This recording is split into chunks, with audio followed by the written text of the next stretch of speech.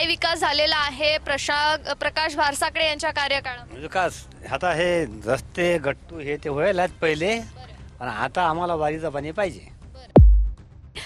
स्थानिकच आमदार आपल्याला हवा आहे का की जेणेकरून ते आपले लवकरात लवकर प्रश्न सोडवतील, आपल्या हाकेला लवकर धावून येतील? अकोटातलाच इथलाच पाहिजे आपल्याला. आज लोक बाहेर गावचे झाले आमदार, त्याच्यामुळे इथलं अकोटमधलाच पाहिजे. आमच्या गावात लाईन नसते, गावात लाईन नसते.